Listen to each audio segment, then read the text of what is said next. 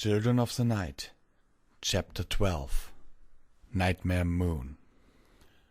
The morning after the attack on Canterlot. Rainbow Dash was dizzy. Her whole body ached as she came to. Her eyelids were so damn heavy. What had happened? Where was she? Why did she have the feeling that there was ice piercing her wings?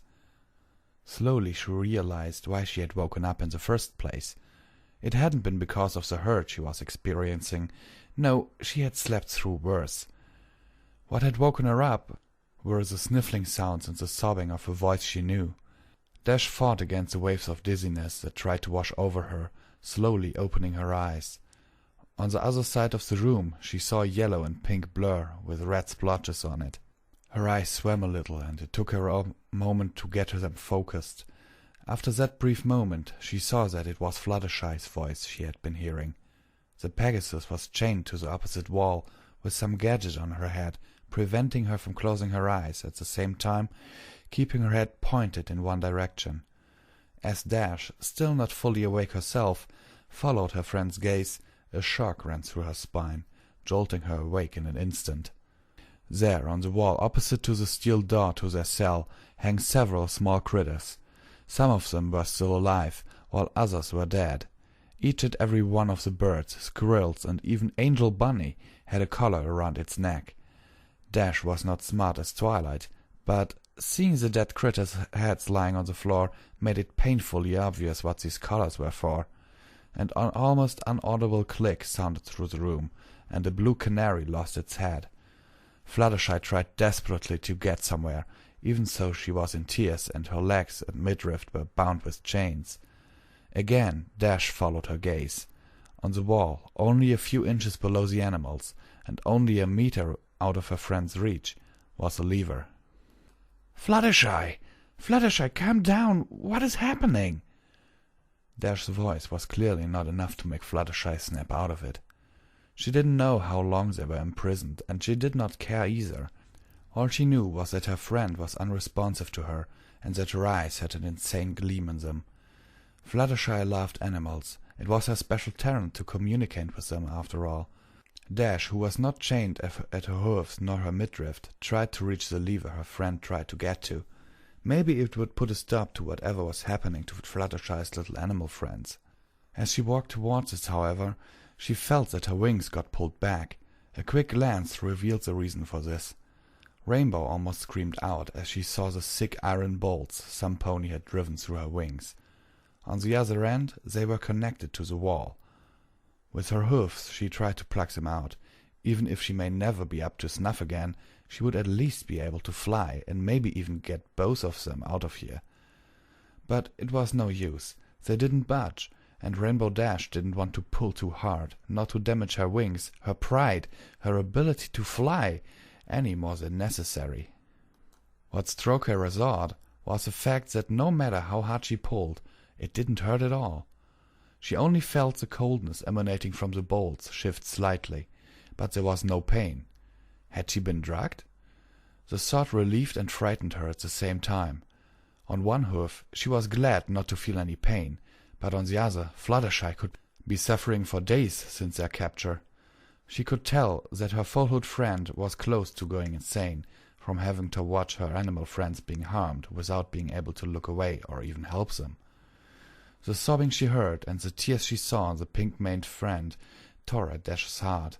Again there was a click, and the snake lost its head this time, the small fountain of blood splattering all over Fluttershy, tinting her coat a dirty shade of red.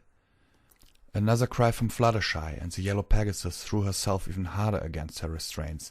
Dash could see that one of her hind legs was already bent in an odd angle, and even though she was covered in blood, she could see several bruises all over her friend's body. Dash looked away, averting her gaze to her wings. She had always been proud of them, but right now they were preventing her from doing something that was more important to her than anything in this world. Even more important than joining the Wonderbolts. The Wonderbolts paled in comparison to helping her friend in need. She was still drugged, and she hoped her body would provide the strength she needed for what she was about to do. One last time she looked at her mutilated but still intact wings, She kissed them softly as her eyes began to fill with tears. "Mommy loves you." Even while she was still whispering it, Dash threw herself forward. She felt how the joints in her shoulders protested against the strain of her effort. Her wings were now fully extended, but held back by the chained bolts in them, while Rainbow Dash used all the strength she could muster to free herself. It would hurt once the drugs wore off, that she knew. She would never be able to fly again, that she also knew. But her friend needed her right now, and that was more important than anything in the world. It was even more important than the fact that she had finally remembered how she had ended up here. The changelings had taken over Equestria, but even that was unimportant compared to her friend's suffering. Suddenly, as if a spell had been taken off of her, the pain of ripping flesh and breaking bones ran through Rainbow Dash's body. She did not stop regardless. Her friend needed her. She clenched her teeth and continued to set one hoof in front of another, slipping slightly on the blood that was now seeping from her back. "Just a little further. Just a few more steps," she thought through the pain-induced haze that was her mind as she moved onwards. Finally, a ripping sound and an unimaginable pain where her right wing had been just moments ago made her stop in her tracks and scream in pure agony. Her vision blurred again, and she screamed from the top of her lungs, but running down her face were tears. Her friend still tried to get at the lever that was only little out of reach, and didn't hear her. Dash collapsed for a moment, the pain from her back paralyzing her. Her whole body protested now. It wanted her to stop, but she would not let Fluttershy down. She just couldn't. They had gone such a long way together, and she needed her. Now! It took all her willpower to get upright again, but she managed to get back on her trembling hooves. Her steps became shorter and less energetic, as she anticipated a second rush of pain. Just as she had almost reached the lever and thought that she might be lucky enough to keep one wing, a second ripping sound cut through the darkness, leaving the sky-blue Pegasus screaming and clutching the places where her wings had been. They now hung on the chains that were still fastened to the wall. For a moment the sheer reality of what she had done crashed down on her. She had ripped her own wings off. She wanted to crawl back and get them, try to reattach them, no matter how. She wanted the wings back. She wanted the pain to stop. Again, a cry from Fluttershy cut through the haze of her own thoughts. Painfully slow, it felt like an eternity, Dash raised her head from the floor. She saw Fluttershy just a meter away from herself. The lever the pink-maned Pegasus had tried to reach was now within reach for Dash. Mustering the last of her strength, she crawled towards it, every inch a fight against her own protesting body. Finally, she slipped it over, and the collars around the animals' necks opened, releasing 3 birds and Angel Bunny.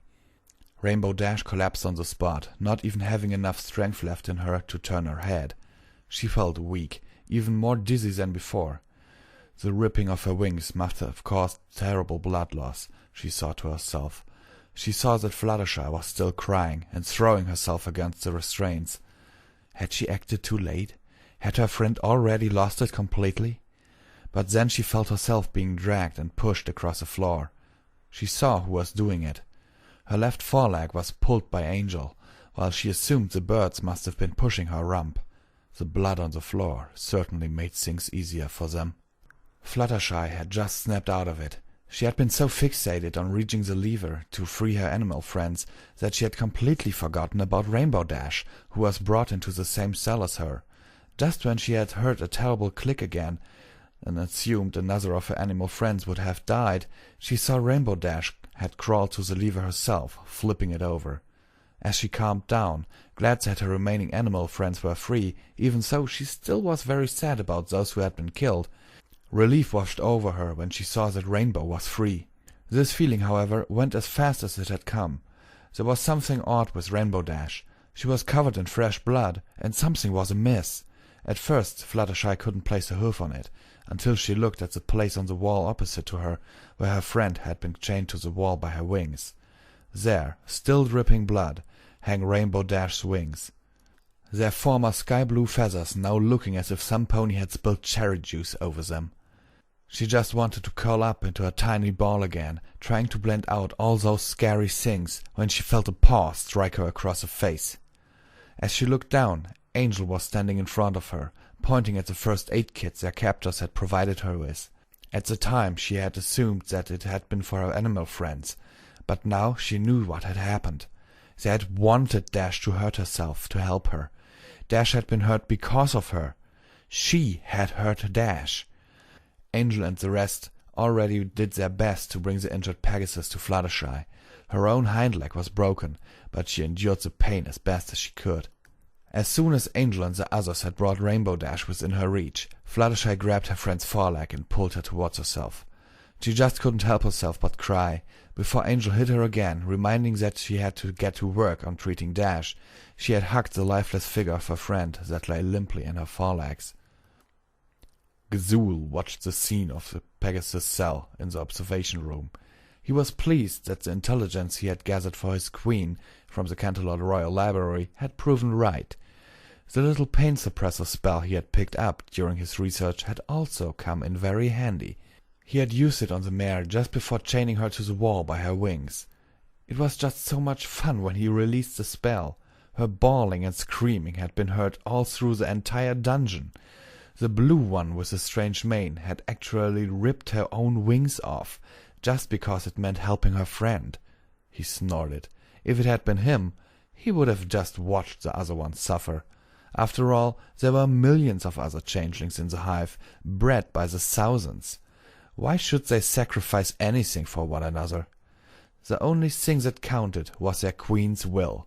Everything else was unimportant and foolish. Present day, magical prison in the Canterlot mines. Luna's eyes were glowing white, her wings extended. She hadn't slept more than a few hours in 2 weeks. Her mental defenses against the rage she was infused with were weakening.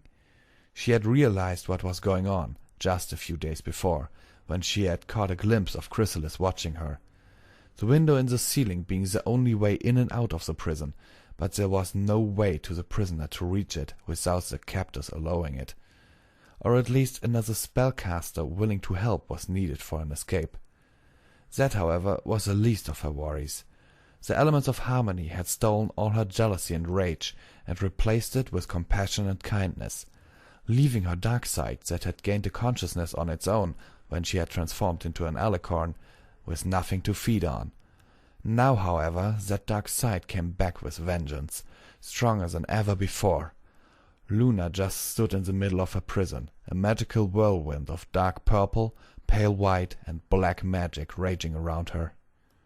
"Let me out. I can help you. You will be free once again. That insect deserves punishment. No, I will never again surrender to you. You will suffer. You suffer without reason. You can be free. You can be free. You can free the kingdom with my power." "I said no. You want only destruction and war. You want to reign supreme by your own." "True, but would that really be that bad? At least your children would be safe once again." My children." Luna's thoughts went back to the scene in Ponyville, when she had flown through its streets, seeing many of her children injured or dead. She shook her head. No, they wouldn't want this. Her children may have their flaws, and some of them shared Moonsinger's petty hatreds against her sister's subjects, but they would never want them to be annihilated, as was surely Nightmare Moon's plan. No, not Nightmare Moon. "Bloody Shadow, you will never win again! I am Princess Luna of Equestria, mother to the children of the night, and you will not win this day!" Laughter crept into her counterpart's mental voice.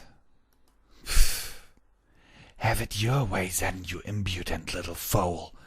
But you know you can't resist me forever. Soon, very soon, your defenses will fall, and what will be left of you then? You will be consumed by me. I am offering you a way out here. Let me come forth, and we can both control this body." Luna had to admit that the offer was tempting. She needed the power to turn into mist again, if she wanted to get out of here by herself. But could she trust Bloody Shadow? Back in the days when she had still been a soldier, she had been the side of her that killed other ponies without hesitation, leaving her with the painful memories and remorse on the act. No, she couldn't trust her. Or could she? "What will you do if I set you free?" "Oh, that is going into the right direction, my dear Moon Lily. Or do you really prefer your new name, Luna? Well, you honestly want to know what I intend to do once I can move freely?" "Yes." "Very well, let me tell you. I will kill them all. How dare they imprison me, the great Bloody Shadow, Nightmare Moon, the Queen of the Night, in a small cell like this? How dare they try to take control over what should rightfully be mine?" "What about the ponies? What will you do to them?" It became harder every time Luna tried to form a coherent sentence in her mind, while Chrysalis infused her with more rage, and Nightmare Moon tried to take over her body once again. "Oh, don't you fear. I will leave your children alone. They like my night, and scorn the day instead. They all become my new subjects." "What about the daylight ponies?" "They are not worth my time. I will wipe them all out, like the vermin they are. They are no alicorns. They don't have any other purpose in life than to serve and amuse us." "My children are no alicorns either, I know, but I will let them live as a part of our bargain, if you set me free." Luna feared for her children. She feared for her sister and all the ponies of Equestria. Would Celestia be able to defeat a Nightmare Moon / Bloody Shadow that was infused with that much hatred without the elements of harmony? Would her children fight her when it became apparent that she had been corrupted? Would her evil side spare them even then? The temptation to at least save her children by accepting the Shadow's offer was great and hard to resist. Luna did it anyhow. She mustered more and more willpower to keep her mental defenses from crumbling any further. She could not rebuild them, as it was, but she could at least do her best to stop them from falling apart any more. Her counterpart tried to speak to her again, as she noticed Luna's efforts to keep her at bay, but the Princess of the Night was too far gone to react to anything any more. Her whole being was concentrating on keeping Nightmare Moon inside. Sure, Chrysalis and the Changelings would deserve their fate, but her twin's nickname had a good reason. Bloody Shadow would not differ between friend or foe, but she would slaughter every pony that dared to oppose her or was unlucky enough to be in her sight. Okay, every pony, this was chapter 12. Chapter 13 was written today and will be recorded in a few minutes after I got all my bloopers out of this one. And no, I will never release my bloopers, especially because it's only like, me burping during the recording, or someone knocking on the door, or someone calling me on my cell phone, which is really annoying while I do my recordings, which I have my cell phone off right now. Well, okay. Sincerely yours, Visual Pony.